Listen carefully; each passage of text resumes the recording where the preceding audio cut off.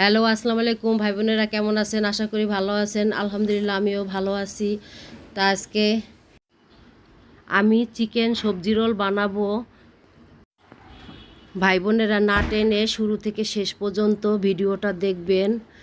খুবই মজাদার একটা রেসিপি। তা আমি এখানে আটা দিয়ে দিলাম পরিমাণ মতন, পানি দিয়ে আস্তে আস্তে করে এখন সব আটাগুলো পানির সাথে মিশিয়ে নিব।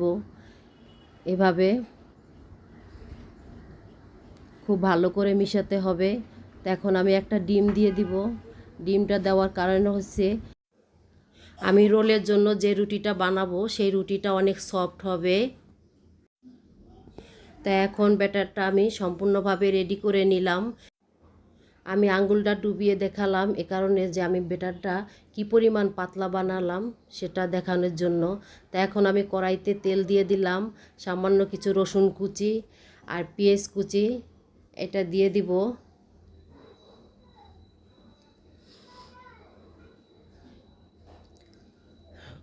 রসুনটা আর পেঁয়াজটা খুব ভালো করে ভাজতে হবে। তো এখানে 2-3টা কাঁচামরিচ আছে, কাঁচামরিচটা আমি দিয়ে দিব। কাঁচামরিচ দিয়ে নেড়ে চেড়ে এখন আমি গাজরটা দিয়ে দিব। যেহেতু গাজরটা একটু শক্ত থাকে, সিদ্ধ হয় না, এজন্য আমি ফার্স্টে গাজরটাই দিয়ে দিলাম। তো গাজরটা ভালো করে ভেজে নিলাম। এখন আমি পাতাকপি দিয়ে দিলাম। তা এখন আমি গরম মশলা, ধনে জিরে গুঁড়ো, মরিচের গুঁড়ো, হলুদের গুঁড়ো, স্বাদ মতন লবণ এগুলো সব দিয়ে ভালো করে ভেজে নিলাম। তাই এখানে সামান্য কিছু মুরগির মাংস সিদ্ধ করে ছিঁড়ে নিয়েছিলাম, সেগুলো দিয়ে দিলাম। এখন সব মশলার সাথে মাংসটাকে ভালো করে মিশিয়ে সিদ্ধ করে নিতে হবে। তাই এখানে 1 চামচ পরিমাণ ময়দা আমি পানি দিয়ে গুলিয়ে নিব। এই গোলানো পানিগুলো আমি সবজির ভিতর ঢেলে দিব, যাতে করে সবজিটা একটা আঠালো ভাব আসে।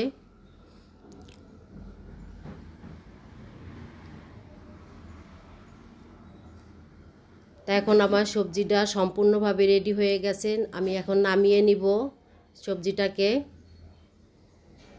তাই প্যানে আমি সামান্য কিছু তেল দিয়ে নিলাম, যাতে করে লেগে না যায়। তা এখন আমি ব্যাটারটা দিব, দিয়ে রুটিটাকে পাতলা করে বানিয়ে নিব। রুটিটা খুবই পাতলা হবে।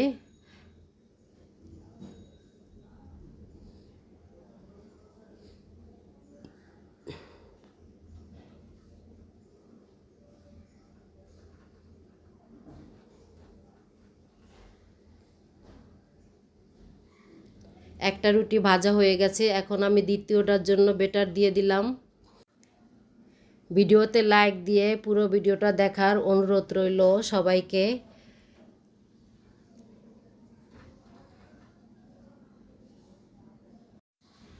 এভাবে পাতলা করে আমি রোলের সম্পূর্ণ রুটিগুলো বানিয়ে নিব। তখন আমি এটা উঠিয়ে নিব।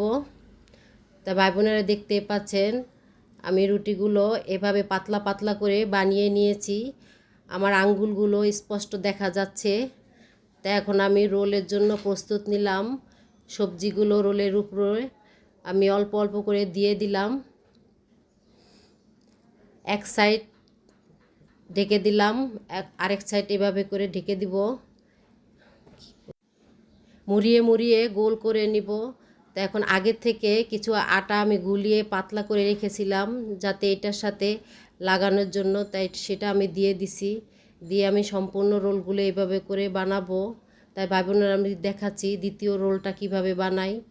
প্রথম রোলের মতন করে দ্বিতীয় রোলটা বানাবো।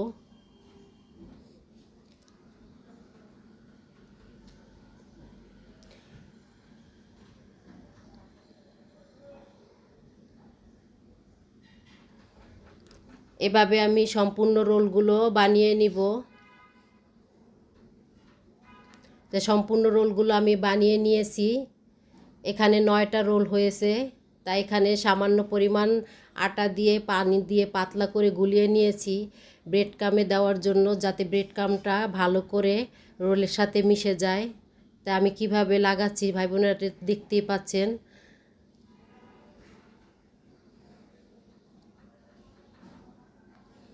এভাবে করে আমি সম্পূর্ণ রোলগুলো ব্রেড ক্রামের সাথে ভালো করে লাগিয়ে নিব। তো আমার লাগানো শেষ। এই সম্পূর্ণ রোলগুলো রেডি হয়ে গেছে। এখন আমি ভেজে নিব। তাই কড়াইতে তেল দিয়ে দিলাম পরিমাণ মতন। তেলটা হালকা পরিমাণ গরম হলে আমি এখন এক এক করে রোলগুলো দিয়ে দিব। এই রোলটা দেখতে যতটা সুন্দর তার চেয়ে খেতে অনেকটাই মজা। অতিথি আপ্যায়নে এবং বাচ্চাদের স্কুলের টিফিনে দিলে আর তো কথাই নেই। বাচ্চারা খুব পছন্দ করবে এ ধরনের সবজি রোলগুলো।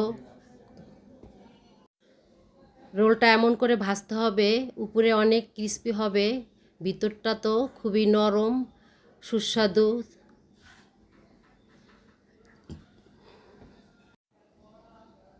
এখন আমি রোলগুলো উল্টিয়ে দিব। এক সাইড ভাজা হয়ে গেছে, অপর সাইড ভাজার জন্য।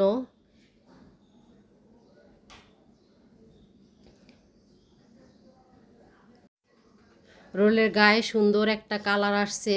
তা এখন আমি রোলগুলো একটা একটা করে উঠিয়ে নিব।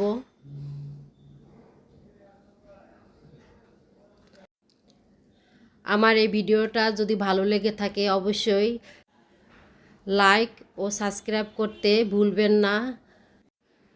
একটা রোল আমি ভেঙে দেখালাম যে ভিতরটা দেখতে কেমন হয়েছে।